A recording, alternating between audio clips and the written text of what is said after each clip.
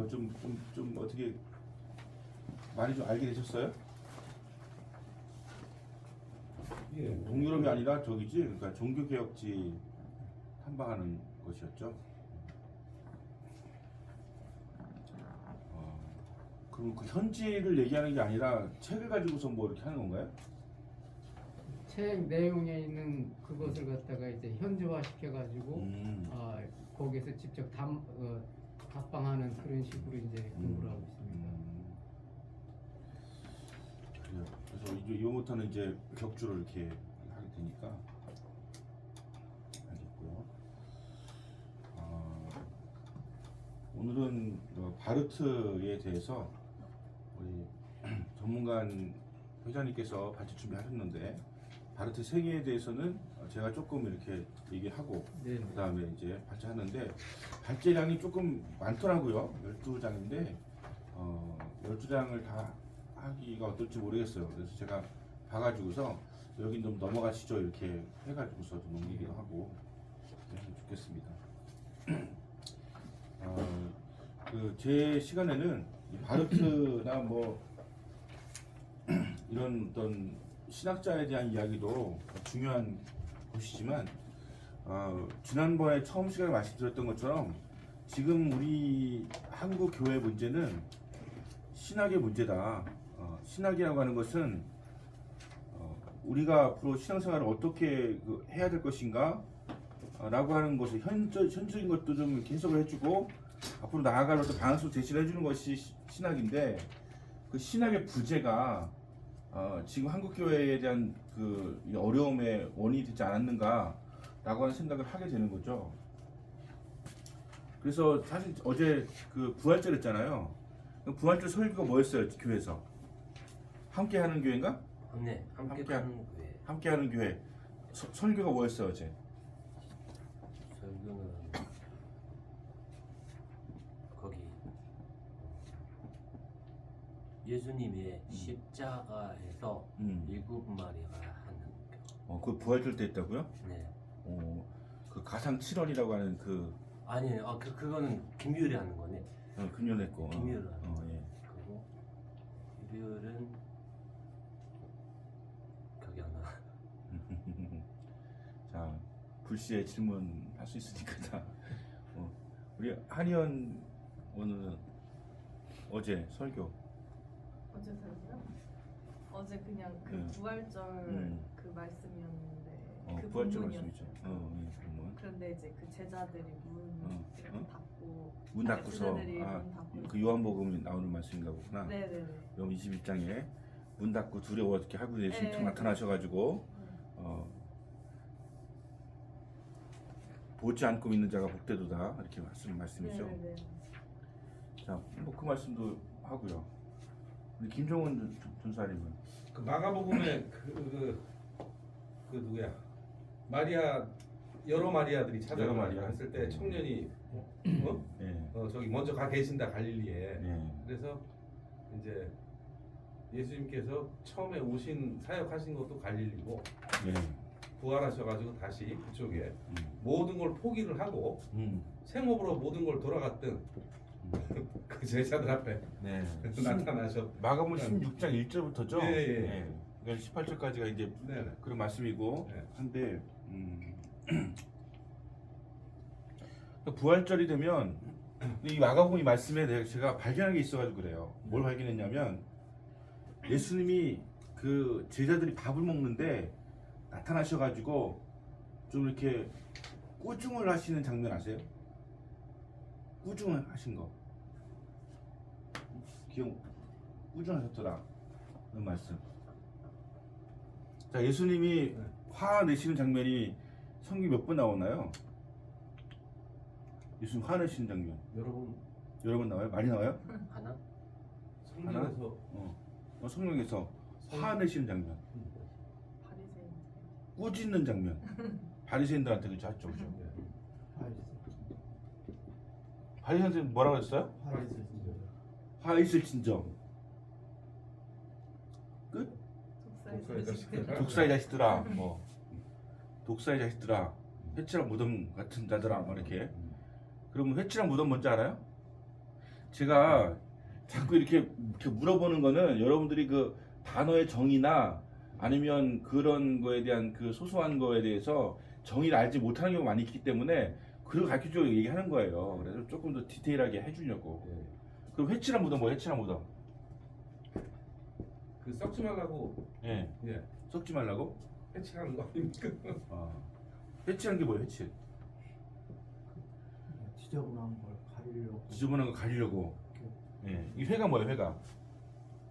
이게 문제예요 이게. 저는 예전에 그 우리 사부님은 아실 거예요. 시멘트를 뭐라고 불렀어요? 회라고 그랬죠. 회 그죠? 그래서 세멘트를 바르는 게 회칠하는 거예요. 네, 근데 이게 성경에 이렇게 회칠로 돼 있으니까 음. 회칠이 뭐지? 회칠은 세멘트를 바르는 거예요. 무슨 말이냐? 거기 이제 돌을 이렇게 가둬놓고서 시체가 썩으면 구더기가 바글바글 하잖아요. 그러니까 회칠을 쫙 이렇게 해가지고서 그런 지저분한 거 안 보이고 안 나오게 못 나오게끔 이렇게 하는 거 회칠하는 거예요. 그게 회칠한 거예요. 그러니까 뭐냐면 겉은 번들어요. 회칠했기 때문에. 그래서 속에는 뭐예요? 구더기가 바글바글 끓고 있는 거예요. 그래서 회칠한 무덤 같은 자들이라고 이렇게 했단 말이죠. 그러면 이제 우리는 그냥 회칠한 무덤 같으면 그냥 무슨 욕인가 보다만 알잖아. 그게 아니라 회치려고 하는 것은 겉만 번들어하지 속은 썩어 문드러져 있는 그런 상태를 말하는 것이죠.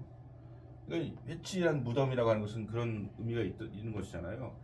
그러니까 예수님은 바리새인들에 대해서 그렇게 좀 이렇게 하신 적이 있으세요? 그리고 제자들에 대해서는 예수님이 꾸중하신 적이 한 2번 정도 있어요. 언제 하신 것 같아요? 예수님 화내시는 장면을 우리는 보기가 어렵죠, 사실은. 기도에 이런 것이 없다. 이렇게 앞에 믿음이 없는 것. 그렇죠, 바로 그거예요. 그러니까 믿음이 없는 것 때문에 꾸중하셨어요. 예수님 다른 것 갖고서 꾸중하신 적이 없어요. 딱 하나, 믿음이 없는 것. 또 칭찬하신 거 칭찬도 많지가 않아요. 칭찬도 딱 그거예요. 믿음이 있는 것. 백부장의 믿음 보시고 수가성경의 믿음 보시고 그걸 칭찬하셨어요. 이만한 믿음을 본 적이 없도다 막 이렇게 하면서. 그러니까 믿음에 관련된 것에 대해서 예수님이 엄청 민감하시단 말이죠. 근데 마가복음 16장의 말씀 본문을 가지고 이제 설교를 했잖아요. 아마 그 설교 잘하시는 분이 하셨을 텐데. 근데 그 말씀은 그 새벽에 예수님의 무덤으로 세 여인이 가거든요. 근데 뭐 많은 마리아라고 그랬지만 마리아 하나 누굽니까? 막달라 마리아죠. 또 다른 마리아는 누굽니까? 세베대의 아들 야고보의 어머니 마리아죠. 그 다음에 또 누구예요? 살로메. 마리아가 아니에요. 마리아 2명하고 살로메하고 이렇게 셋이 예수님 무덤에 가는 거예요. 안식구 첫날. 그리고 왜 안식구 첫날 갈까요?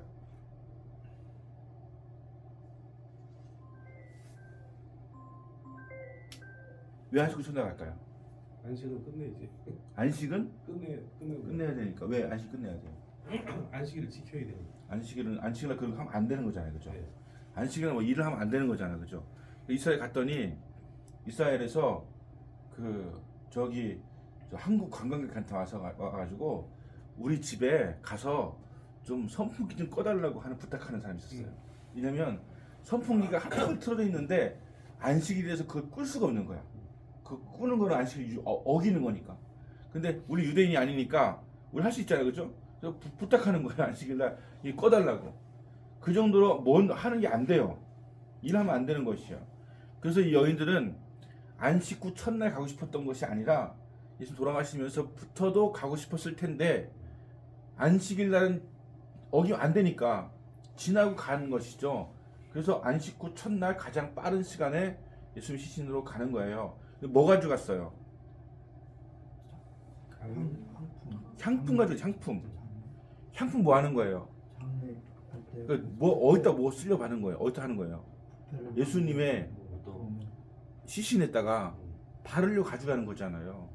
자, 그러면 이 여인들이 예수의 부활을 믿었어요, 안 믿었어요? 안 믿은 거죠. 믿었으면 이거 바르는 걸 안 가져가잖아요, 그죠? 부활하신 주 만나러 가는 거지. 이거 바르려고 죽은 시체 발로 가져간 거니까 안 믿은 거죠. 그렇지만 기특하죠. 왜냐면 남자들은 다 좀 숨어도 사방에 그 요한복음에 나온 것처럼 다 숨었는데 이 여자가 뭐 안 무섭겠습니까? 이스라엘이나 한국이나 똑같은 그 상황인 것이고 거기는 뭐 가로등이 있겠습니까? 불빛이 있겠습니까? 어쨌든 산인데 거기 올라가는 게 얼마나 무섭겠어요. 그래 그 올라간단 말이죠. 그 대책이 있어 없어 대책이 무슨 대책이 있어야 될 것 같아요. 한번 생각을 해보자고요. 제가 말씀을 볼 때 좀 생각 좀 하고서 좀 이렇게 좀 하자는 얘기를 하는 거예요. 예. 대책이 뭐 필요할 거 아닙니까? 뭐가 필요해요? 풀리는 거. 올라가면서 무슨 얘기했습니까? 무덤을 누가 치워줘? 이 돌을 누가 치워줄 수 있겠느냐라고 하는 것이잖아요. 그럼 돌은 지금 이스라엘은 저기가 좀 귀족들의 무덤은 큰 바위로 문 입구를 막아놓거든요. 이렇게. 그러면 누가 굴려줄 수 있을까 걱정해서 가잖아요. 사실 어떻게 했어야 되는 거예요? 그런 걱정하려면 장정 몇 명 데리고 가야 되는 거잖아. 그런데 그냥 가는 거잖아요. 그죠? 보통 이제 남자보다 여자분들이 좀 그런 경우 많죠. 그죠? 일단 그 다음 생각 안 하고 그냥 일단 가는 거예요. 누가 옮겨줄까 이 걱정하면서 가잖아요. 그다음 또 두 번째 걱정이 또 뭐 있어야 될까요? 예수님의 그 몸에다가 이거 향 바르려면 어떻게 해야 되겠습니까? 세마포를 다 이게 관에 들어가 있는 게 아니고요. 거기는 세마포를 칭칭 감는 거예요.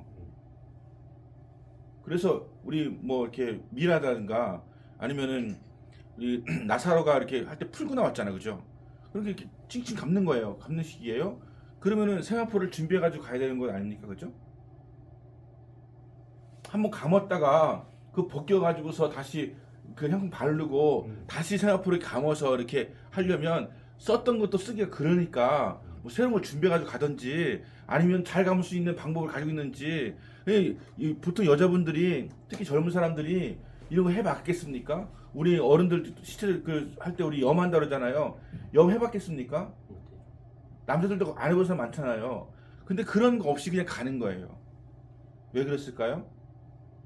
이 여인들은 그냥 예수님을 너무 사랑하는 거예요. 그냥 너무 사랑하는 거예요. 그러니까 사랑이라고 하는 것은요 때로는 무대뽀예요. 사랑은 때로는 계획이 없어요. 사랑은 때로는 무모해 보여요. 그런데 그 사랑을 표현하면서 올라간 거 아닙니까? 근데 주님을 사랑하는 데 있어가지고 필요한 것은 사실 그런 사랑이거든요. 우리는 너무 계산을 해요.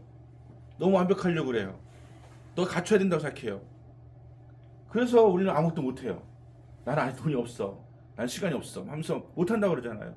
근데 이 여인들은 그냥 예수 사랑하는 마음 가지고서 아무 대책도 안 가지고 돌 누가 옮겨줄 생각도 안 하고 그냥 가는 거예요. 그냥 가서 꽉 막혀 있으면 어떻게 할 뻔했어요? 병정들이 열어주겠어요 거기를? 그냥 가는 거예요. 그냥 생각보 어떻게 할지 그 생각도 안 하고 가는 거예요. 그게 무모한 열정인데 저는 문득 주님께서 원하시는 열정 중에 하나가 그것이라고 생각이 들었어요. 요즘 사람들은 너무 말이 되는 것만 하려고 그래. 이해가 되는 것만 하려고 그래요. 그 여인들이 하는 게 이해가 안 되는 거잖아요. 근데 그 여인들에게 청년이라고 하는 그 천사가 나타났어요. 그죠? 그래서 주님은 여기 계시지 않고 살아나셨느니라 부활하셨느니라 이렇게 할 때 여인들이 어떻게 합니까? 놀래 자빠집니다. 그냥. 그리고 성경에 뭐라 기록되어 있냐면 아무에게도 아무 말도 하지 못하더라. 이게 부활을 믿는 모습은 아니죠. 부활을 믿으면 그러냐고 너무 좋다고 막 감사하다고 막 신난다고 막 이렇게 달려갈 텐데 그냥 너무 놀란 거예요. 상상도 하지 못한 일이 벌어지니까 놀래 자빠져 가지고서 한 거예요. 그런데 예수님께서 가장 먼저 나타난 자기를 드러내신 사람이 누군지 아세요? 16장 14절 말씀 누구에게 나타나셨습니까? 제일 먼저 자기를 나타내신 분, 나타낸 사람. 마리아. 마리아 하면은 그냥 거기 얼마나 많은 마리아가 있는데 막달라 마리아예요. 막달라 마리아에게 나타났어요. 그랬더니 마리아가 이제는 예수님을 부활하신 분을 믿게 되었던 것이죠. 근데 막달라 마리아가 어떤 오해를 받고 있는지 아시죠? 그 다빈치 코드라는 영화 보셨어요? 네. 거기 다빈치 코드의 그 성배 그 받은 사람이 누구라고 이야기를 합니까? 막달라 마리아죠. 그러니까 막달라 마리아는 예수님의 여인, 애인, 아니면 결혼한 사람 이렇게 그렇게 페이크 뉴스가 다니고 있는 거죠. 왜 그렇습니까? 예수님이 제일 먼저 자기 나타낸 것도 마리아고, 예수님을 향해서 제일 먼저 달려간 것도 마리아고, 7 귀신이 들렸을 때 쫓아내준 사람이 예수님이고, 발에 향유를 부어드린 것도 막달라 마리아고, 이렇게 되다 보니까 이거는 정말 얼레리 꼴레리 아니면 절대 이렇게 될 수가 없는 거다라고 해가지고 이렇게 연결시켜가지고서 지금까지도 어느 동네는 예수님의 직통 후손으로 살고 있다라고 하는 루머가 지금도 있다는 거 아닙니까? 막달라 마리아 이렇게 했어요. 믿지 않았죠. 근데 더 중요한 것은 막달라 마리아가 이제 예수님 보고서 제자들한테 전했어요. 부활하신 주님을. 그런데 어떻게 기록되는지 아세요? 그들이 믿지 않았더라. 그 다음 또 등장하는 말씀이 뭐냐면 엠마오로 가는 2 제자가 나와요. 거기에 엠마오라는 딱 나오는 시골로 가는 2 제자가 있었는데 그들에 대한 이야기가 누가복음 이제 25장에 나오잖아요. 근데 그들은 가면서 예수님 참 좋은 분이셨는데 돌아가셨다, 이제 우리 어떻게 하면 좋으냐 이런 얘기 하면서 가고 있는데 예수님께서 같이 동행하시다가 어디로 들어가서 말씀을 이렇게 해석하지 못하고 있을 때 예수님이 그걸 밝히 알려주셨잖아요. 그래서 예수님 만났잖아요. 뜨거워져서 예수님 줄 알고서 그래서 전했잖아요. 예수님이라고 부활하시다고. 근데 거기도 뭐라고 적혀있는지 아세요? 말씀을 나중에 보세요. 믿지 않았더라. 제자들이 믿지 않았다는 거예요. 지금 거기 마가복음 16장에는 어제 본문에서의 설교는 뭐 이런 어떤 것을 했지만 예수님은 부활하셨는데 그들이 다 믿지 않는 사람들이었다는 거예요. 그러니까 다 제자들이었는데 다 예수님 앞에서 정말 신실한 사람들이었는데 믿지 않았다는 거예요. 그리고 나서 제자들이 모여서 같이 밥 먹었어요. 식사하고 있었어요. 16장 그게 14절인 그럴 거야 아마. 밥 먹고 있었어요. 그리고 거기 예수님 나타나셔가지고 뭐라고 하시냐면 꾸짖으시면서 믿음이 없음과 그리고 그들의 마음의 완악함을 보시고 꾸짖으셨다고 했거든요. 저는 이 장면에서 뭔가 우리를 향해서 그러시는 것 같은 마음이 드는 거예요. 그 당시에 제자들도 그렇게 믿지 못했는데 지금도 우리는 예수님을 믿는다고 그래요. 사랑한다고 그래요. 그리고 좋아해요. 그리고 사모해요. 그런데 부활의 예수님을 믿질 않아요. 믿는다고 하면 아멘 해요. 그런데 실제로는 믿지를 않아요. 왜냐하면 너무 비상식적이니까, 아니면 내 한계를 뛰어넘으니까. 왜냐면 그걸 믿지 못하는 걸 우리가 어떻게 할 수 있냐면 부활의 능력이 안 나타나요. 우리에게 지금 우리의 삶에서 부활의 능력이 안 나타난단 말이에요. 그래서 부활의 능력으로 살아가는 것이 아니라 거기에 나타나는 사람의 특징이 뭐냐면 일단 두려워하고요, 무서워하고요, 숨고요, 도망가고요. 이게 거기에 나타나는 사람의 특징이에요. 그거를 예수님께서 믿지 못함을 안타까이 여기셔가지고 꾸짖으시면서 아마 어떤 사람은 그럴걸요. 예수님 부활도 하셨는데 좀 참으시죠. 왜 그렇게 화를 내십니까? 라고 할 수 있어요. 근데 저 어제 설교 시간에 제가 사실 이게 제가 설교를 했거든요. 좀 이게 좀 화가 나더라고요.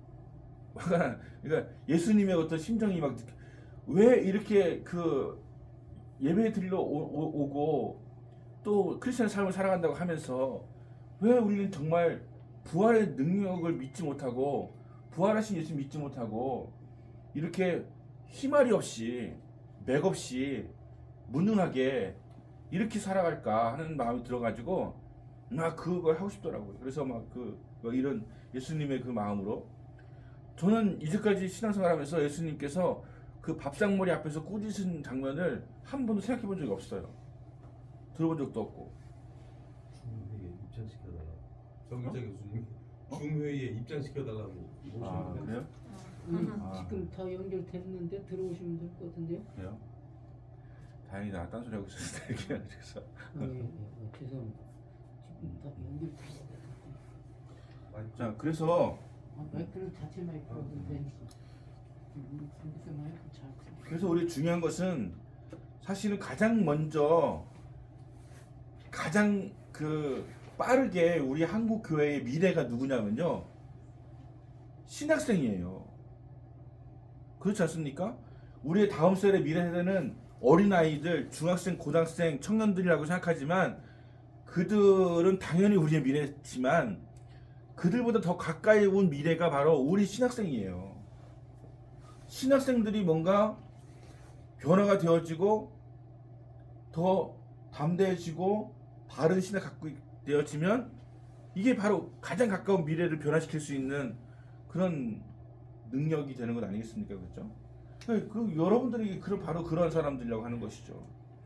그래서 그 마음이 드는 거예요. 여러분은 지금 부활의 예수님을 믿고 살아가시냐는 거죠. 부활하신 주님 믿고 살아가시냐는 거죠. 부활의 주님을 믿는다면 많은 분이 달라질 거예요. 어떤 면에서 그냥 내가 살아가는 데 있어가지고서 뭐 어려움이 당하잖아요. 걱정할 거 없어요. 주님은 죽은 자도 살리시는 분이시니까. 그래서 너희가 세상에서 환난을 당하나 담대하라. 내가 세상을 이겨노라. 내가 이겼다. 내가 이겼고 내가 너 옆에 있다. 그러니까 담대해라. 걱정하지 마라. 함께하겠다. 이렇게 말씀해 주시는 거잖아요. 그래서 우리가 조금 더 힘을 내고 신학생이 당장 우리에게 가장 가까운 미래다.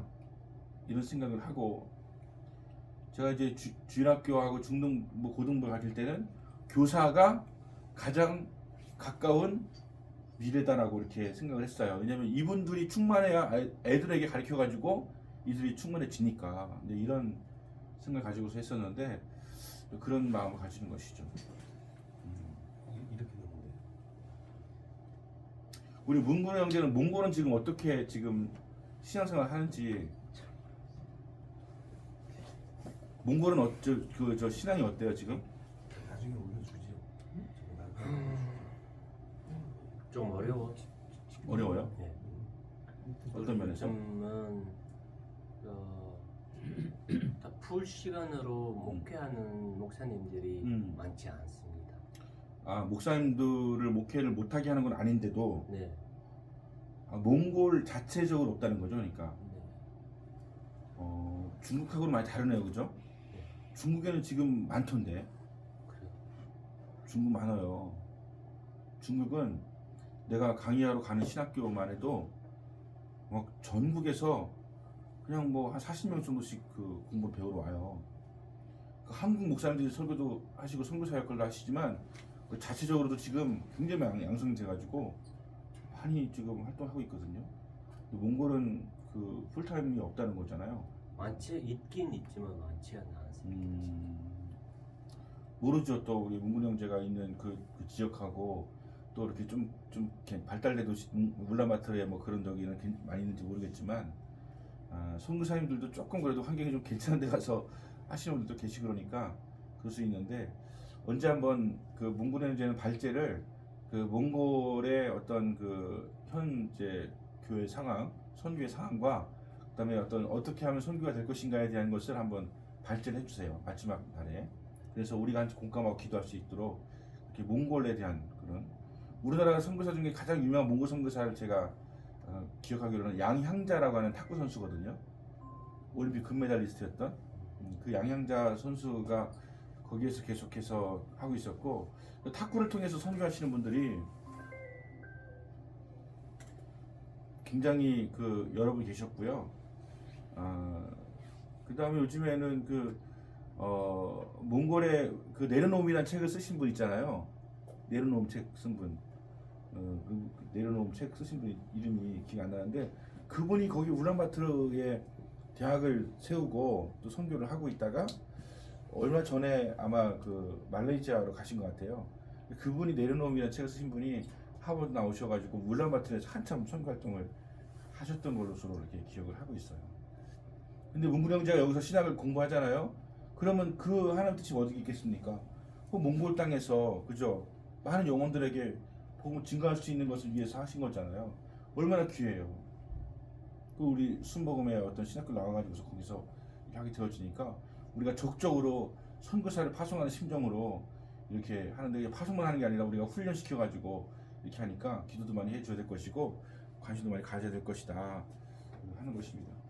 자, 오늘 바르트에 대한 얘기인데 그 길게는 안 할게요. 우리 또 발전도 하셔야 되니까.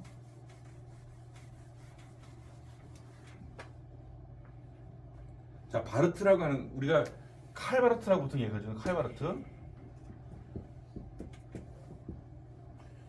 이 칼바르트는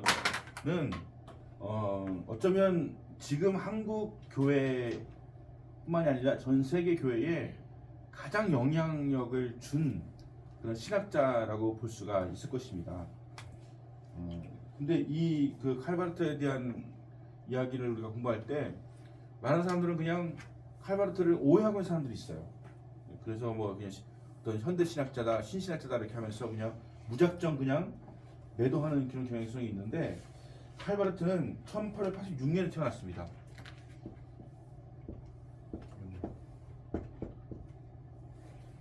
1886년이면 우리나라에 어떤 일이 있었던 때예요? 갑신정변. 갑신정변이 86년이었나? 84년 같기도 하고. 하여튼 저도 하여튼 그런 어떤 구한말의 그런 시대였잖아요. 태어났는데 이 아버지가 목사였어요. 어머니는 사모였죠, 그죠? 아버지가 목사고 어머니는 사모고. 그래서 이제 목회자 집에 태어난 것인데 그의 할아버지도 다 목사였어요. 그런 목회자 집안에서 태어난 것이죠. 그런데 그 바르트의 부모님은 바르트가 10살 때부터 바이올린을 배우게 시켰어요. 바이올린. 근데 열심히 하지 않았다는 거예요. 그렇지만 나중에 보니까 바이올린 제법 잘 연주를 했고 또 학교 오케스트라 연주도 했다라고 이렇게 알려지게 되었습니다. 1904년에서 11년까지가 1904년에서 11년까지가 신학을 공부한 그 나이가 몇 살이야 지금 4년이면?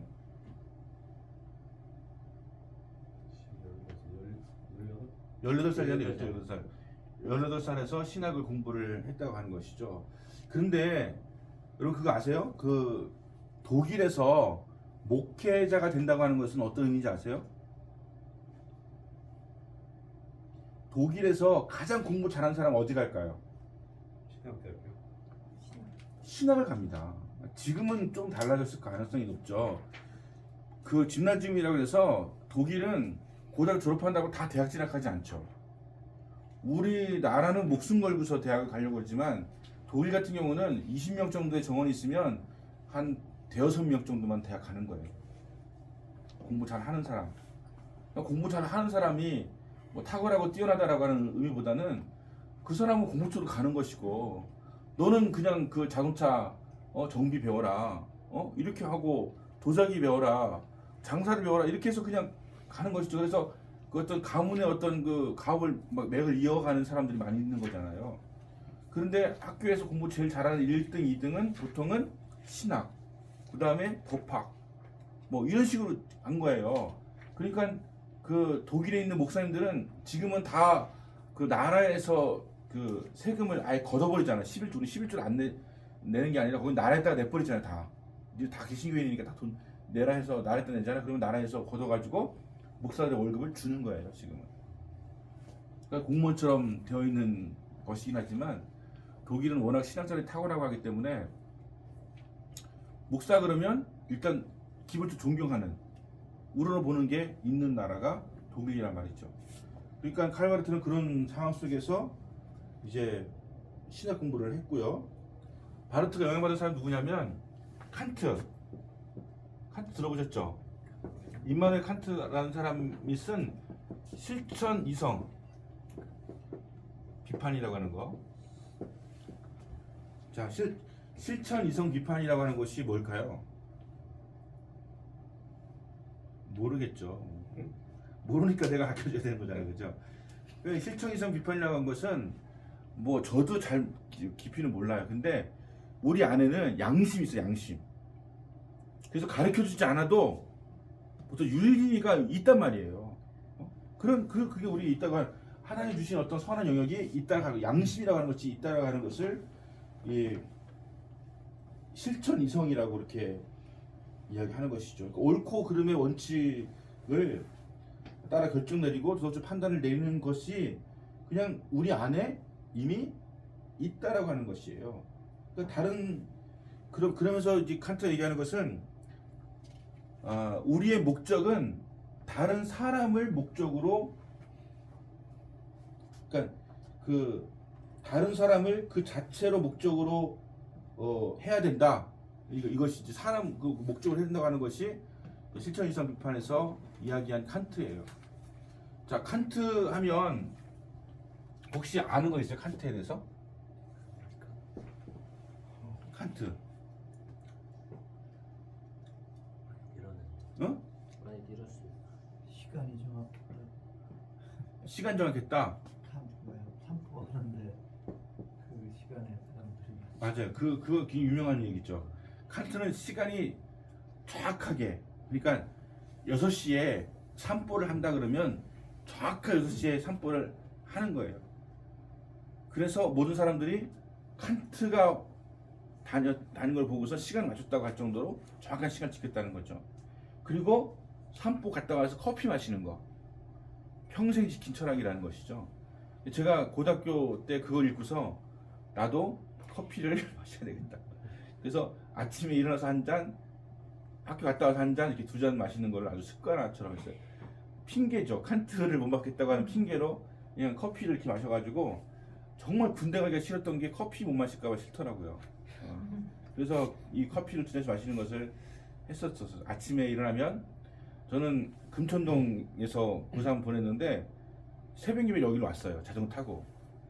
그리고 자전거 타고 집으로 가서 커피 한 잔 마시고 아침을 안 먹고 책가방 싸가지고 우릉고등학교 가고 끝나면 일로 와서 저녁에 밤에 기도하고 그리고서 다시 집으로 가고 매일 그렇게 살았어요. 매일 새벽 예배 드리고 거기 집에 갔다가 커피 한 잔 마시고 또 학교 갔다가 여기서 기도하고 집에 가서 커피 한 잔 마시고 자는 거예요.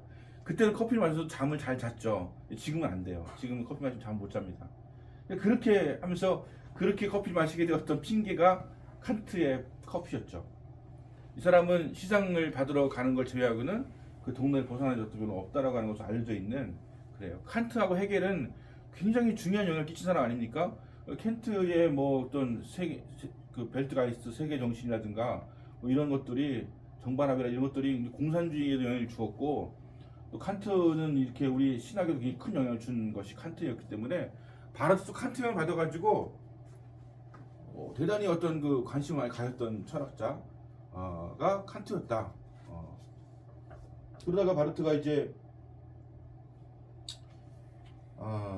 1909년에 목회를 시작했어요. 1909년에 목회를. 그럼 몇 살이에요? 9년이면? 24살? 3살? 그래서 첫 사역지는 제네바에 있는 개혁교회였고요. 그 후에 치리에서 이렇게 섬겼습니다. 1909년에 목사고시를 통과했지만 자신이 아는 것만 가르쳐야 된다라고 하는 그 헤르만의 말을 상기하고 확실히 있는 것만 설교해야 된다라는 양심에 부딪혀가지고 즉시 안수를 받지 않고 고민합니다. 이런 생각해본 적 있으세요? 내가 아는 것만 가르쳐야지 뭐 이런 거. 내가 할 줄 아는 것만 할 줄 안다고 해야지. 이게 참 중요한 거 아시죠? 제가 그 하영조 목사님한테 들었던 것 중에 굉장히 감명하게 와닿던 게 그거예요. 목사들 거짓말 치고 하면서 은사 없는데 은사 있는 척 해가지고 병 고치는 은사 없으면서 있는 척하고 예언의 은사 없으면서 있는 척하고 그러지 말아라.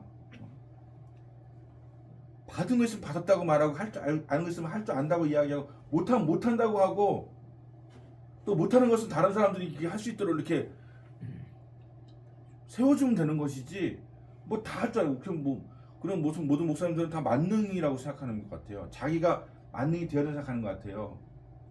그래서 자기 다 할 줄 아는 것처럼 막 이렇게 하면서 하는데 사실은 아무런 능력도 나타나지 않는 그런 경우가 있단 말이죠. 그래서 하하 목사님이 할 줄 아는 것은 할 줄 안다고 이야기해라. 그리고 이 전병훈 목사가 쓴 책이었는데 제가 전병훈 목사 책을 다 갖다 버렸거든요. 그 바람 펴가지고. 근데 전병훈 목사가 쓴 책 중에 강점으로 일어난 책이 있어요. 근데 그건 되게 중요한 것 같아요. 여러분 잘하는 걸 이렇게 자꾸 발휘하세요. 잘하는 거. 그게 어떤 것이든지 간에 잘하는 걸 자꾸 갈고 닦으면 더 잘하게 되는 건데 없는 걸 자꾸 남의 교회 다른 목사님 잘하는 거 자꾸 모방하려고 하다 보면 절대 안 돼요. 그 예전에 한참 조영기 목사님 막 흉내냈잖아요. 예수 그리스도 믿는 것은 하나님이 역사의 것입니다. 막 이렇게 막 하잖아요. 그래서 막 설령 다 그렇게 막 따라 그때는 엄청 따라했어. 근데 어느 순간 조영기 목사님 뭐 신문에 뭐 무슨 뭐 잘못됐다는 거 나오고 나니까 갑자기 쏙 들어가서 그런 얘기 하지도 않고 막 이렇게 막 하는데 흉내 낸다고 해서 그분처럼 되는 게 아니잖아요. 그죠? 아무리 흉내 내도 될 수가 없어요. 나는 나로서 이렇게 해야 되는 것이죠. 그래서 바르트도 처음에 그 양심, 내가 할 수 있는 것만 설계한다고 하는 그 양심이 그에게 있었다고 하는 거죠. 근데 이분이 설교를 잘했을까 못했을까요? 바르트 설교 잘했을까 못했을까요? 못했을 것 같아요. 그렇죠. 예. 그러니까 저는 여러분에게 그 오늘 바르트를 하게 되니까 책을 좀 읽어오라고 이제 부탁을 했는데 읽은 사람이 없는 거죠 지금, 그죠? 예. 바르트 설교를 못했습니다. 아, 그래요? 왜 못했느냐? 이게 이제 그런 공부 너무 잘하는 사람들 특징이 있죠. 이게 뭐 말을 잘못하는 거죠. 예. 그래서 지식으로 전하긴 하는데 뭐라고 표현하냐면 여기 보면 벽에다 대고 설교하는 것 같은 느낌이었다 항상. 성도의 반응이 없는 거예요, 반응이. 그래서 그 설교를 못 해가지고 고민하고 막 그 어려워했던 그런 고백이 여기에 기록이 돼 있습니다. 그리고 바르트는 또 그 모차르트를 바흐보다 좋아했다고 그래요. 아세요? 그래도 관심이 있으시니까 좀 아시나요? 모차르트의 음악하고 바흐의 음악하고 어떤 차이가 있습니까? 어떻게 알겠어요? 저도 모르는데 일단 모차르트 음악은 뭔가 하여튼 가벼우면서도 뭔가 이렇게 그 어디 가서 좀 노는 하는 그런 느낌이 있대. 바흐는 거룩하고 막 장엄하고 막 이렇다면, 근데 이제 바르트는 모차르트 음악을 더 좋아했다라는 그 이야기도 하고요. 그러면서 모차르트는 약간 그 정통에서 벗어난 듯한 음악이라는 느낌이 좋기 때문에 바르트는 자연신학을 옹호한다 이런 오해도 받았다고 그래요. 그저 모차르트 좋아한다고 자연신학을 옹호한다고 하는 그런 이야기를 들었다고 하는 거죠. 그러다가 이제 이런 어떤 뭐 낭만주의니 뭐 이런 어떤 철학을 가지고 있다가 전쟁이 발발해서 전쟁이 언제 일어났습니까? 1914년이에요, 5년이에요, 그죠? 1차 전쟁이 일어났잖아요. 자, 이때부터 이 전쟁이 어떻게 일어나는지 뭐 이런 것까지 설명하기 너무 길고, 일단 기본적으로 어마어마한 사람이 죽었잖아요, 그죠? 그 유럽이라고 하는 그 조그만 땅 떨어지는 거리에서 그냥 그 옆에 붙어있던 나라들끼리 막 싸워가지고서 어마어마한 젊은이들이 죽었지 않습니까? 제가 그런 걸 참 좋아해가지고 제가 혹시 첫 번째 시간 강의할 때 제가 잘 보는 TV 프로그램 뭐라고 그러는지 혹시 기억하시나요? 무슨 역사인데? 네? 무슨 역사라? 그런 거. 예.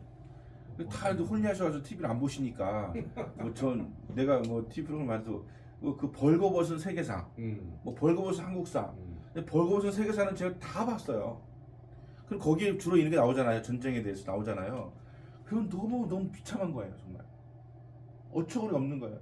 젊은 사람들이 너무 많이 죽었어요. 근데 그 전까지는 칼로 싸우고 막 이렇게 싸웠는데, 그때는 뭐예요, 이게 총이 따발총 나오고 뭐 이렇게 막 연발도 되고 대포도 나오고 막 이 전쟁 때문에 막 무기를 개발해 가지고서 어떻게 하면 더 많이 죽일 수 있나를 연구하게 되어진 것이 그때였잖아요. 그러니까 이런 시기가 되니까 신학자들이 어떤 고민이 생길까요? 이게 뭐지? 하나님 어디 계시지?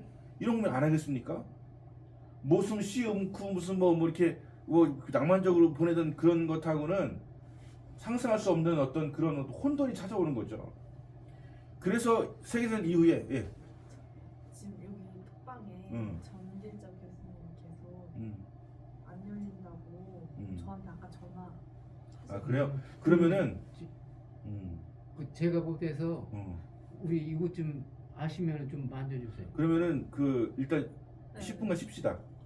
쉬고 끝난 다음에는 조금 얘기하다가 바로 이제 발전하는 걸로. 네. 예. 예. 그게 급한 게 아니라 이게 아니 급한 거 지금 같아요. 계속 연락 톡이 예, 계속 예. 그래, 활발해요. 왜 이렇게- 저도 계속 톡와서 왜 이렇게 저기 뭐야 내강인 거 아시나? 그 저기 그 혹시 그 적인 줄 아시는 거 아니야 혹시? 아, 얘기해 주셔야 돼요. 오늘은 아, 성교수님 세미나가 아니고 왜냐면 그분들은 다 성교수님 세미나를 신청하시잖아요 청강으로. 아 그럴 수 있네요. 네. 예, 그럴 수 오늘은 있네. 성교수가 아니고 아, 우선 그 톡 김철현 목사님의 어떤 아. 톡 성지순례 세미나가 예예예 그 시간이 제 강의라고 얘기해 주고요. 참고로 김철현 목사님 강의 되게 못하십니다 이렇게 써놓으세요. 그렇게 하고 요거 좀 봐주시면 감사하겠습니다. 못했어. 아니 이게 해다까지 이게 왜 안 되는 거죠? 이거까지 문제 없이 잘 되는데.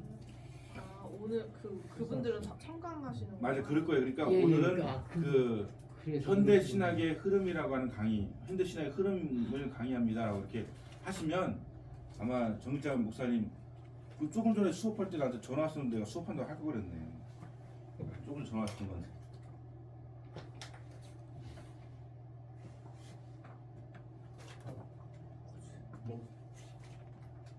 좀 드시죠. 네. 뭐라? 있어요. 제가 일단 먹으려고 이거랑 한 먹었고요? 응? 있어요.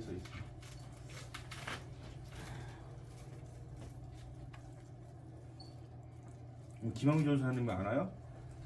올 텐데 늦어요 항상. 늦어요? 네, 항상 퇴근이 좀 나 가기 전에 와야지. 그러니까 맨날 난 보기 싫어서 안 오는 거로 내가. 지금 이제 연결이 돼 있는 것도 돼 있는데 참가자 오삼일. 다음 달이나 MT 가면은 오삼일 가실 수 있어요. 토요일 날 언제? 그러니까 토요일 날 될 수도 있고 5월 달에는 아무 때나 된다고 했잖아요, 그죠? 그러면은 평일 날도 같이 있고, 그죠? 주소. 그러면 주소가 전문가 회장님 거기 오삼일 저 안 나와 있어요? 저기 저기 여기. 네. 초대 링크 일단. 어서 와. 이거 초대 링크 복사했는데 예. 아니 그러니까 이거는 카톡에 버스 올려야 되는데 카톡 있어요? 근데 버스로 가야 졸업생들도 네. 같이 가자고. 요 안에 아, 카톡은 없죠. 또 그러면은 버스로 이게 가야 그 전용이니까 전용. 네. 그 초대를 어떻게 했었어요? 예전에? 토요일이면 근데 그냥 그러니까 링크 이제 들어가면 다 들어가는 거 아니야? 링크를 그 저기 맨 처음에는 강정구 목사님이 링크를 걸어 주셔가지고 그 링크하고 요 컴퓨터하고 연결을 해가지고 열었던 거죠. 근데 그러면 안 되는데 이거 링크를 복사해서 보내야 되잖아요 사람들한테. 그럼 이거 받아야 돼요. 근데 여기서는 요 컴퓨터가 저기 어떤 아이디로 돼 계정이 어떤 걸로 돼 있는지가 문제인데 그럼 그 강정 지난주에 했던 그